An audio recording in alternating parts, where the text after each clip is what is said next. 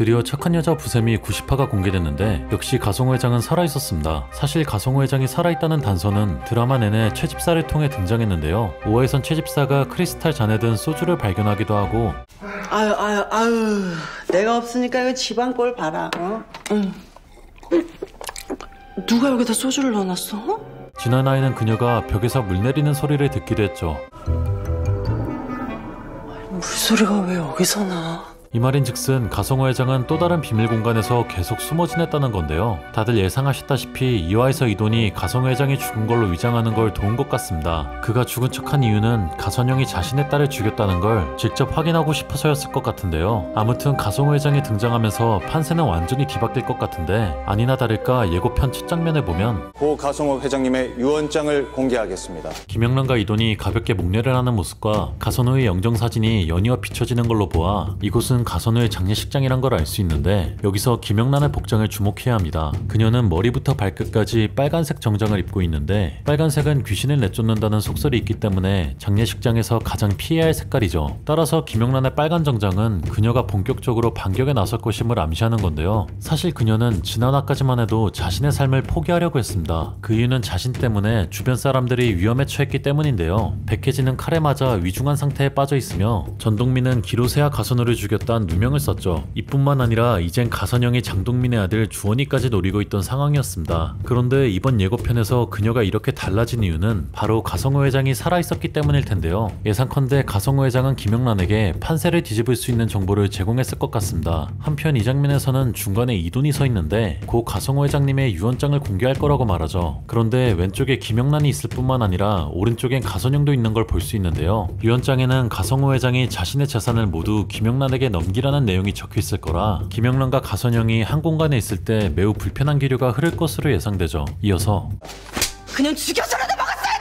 가선영이 한비서에게 싸대기를 날린 뒤 그년 죽여서라도 막았어야지 라고 화를 냅니다. 여기서 말하는 그녀는 김영란으로 보이며 김영란의 행동을 막지 못해 가선영에게 불리한 상황이 펼쳐진 것 같은데요. 가선영이 이 정도로 화를 내는 걸로 볼 때 그녀의 계획이 모두 물거품으로 돌아간 것 같습니다. 김영란을 자살시키는 것도 전동민을 살인자로 만드는 것도 말이죠. 아니나 다를까 다음 장면에선 가선호의 장례식이 진행되기 전에 발생한 일들이 보여지는데 그 사람 선우 사건에서 깨끗이 지워. 이 둘은 어떻게 할까요? 이번 일은 김 검사가 시나리오 잘 짜봐. 한 검사가 가선영에게 인사를 하는 모습과 기로세의 사진이 비춰지죠. 그리고 가선영은 검사에게 선우 사건에서 기로세를 깨끗이 지우라고 말하는데요. 그의 시체에서 이상한 단서라도 발견된다면 가선영도 난처해질 겁니다. 이 둘은 교도소에서 연극 치료를 통해 만났을 뿐만 아니라 이 둘이 아는 사이라는 건 인터넷에 검색 한 번이면 바로 나오기 때문이죠. 한편 검사가 전동민과 전주원은 어떻게 하냐고 묻자 가선영은 김 검사가 시나리오 잘 짜보라고 말합니다. 이로 보아 가선영의 힘은 검찰 조직 내부에까지 닿아 있는 걸로 보이는데요. 지난화 엔딩에서는 가선영이 김영란에게 스스로 목숨을 끊지 않는다면 전동민을 살인자로 만들어 전주원까지 고통받게 해주겠다고 말했는데 가선영은 검사를 통해 증거를 조작해 전동민을 영영 깜빵에 살게 할 속셈으로 보이죠. 이어서 이 사건은 저희가 진행하겠습니다.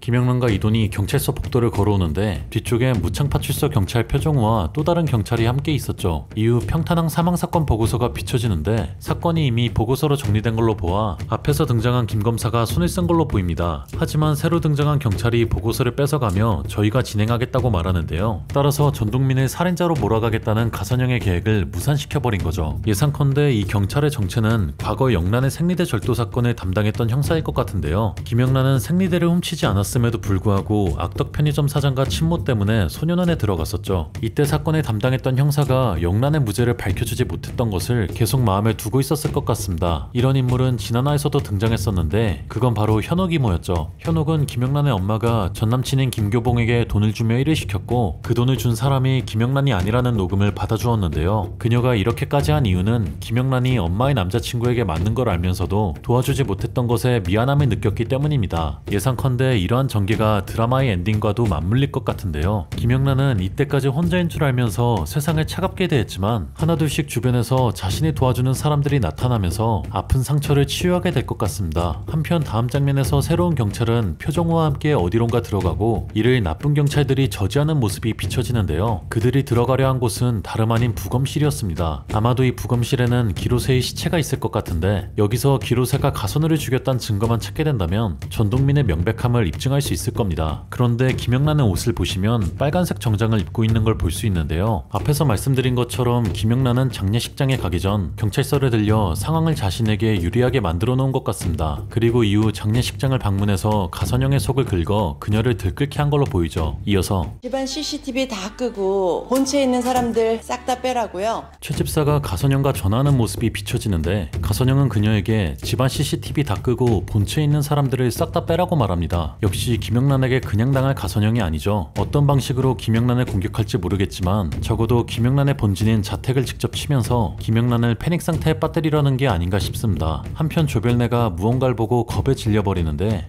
언니 무슨 일 있어요? 영란아, 집에 누가 왔어?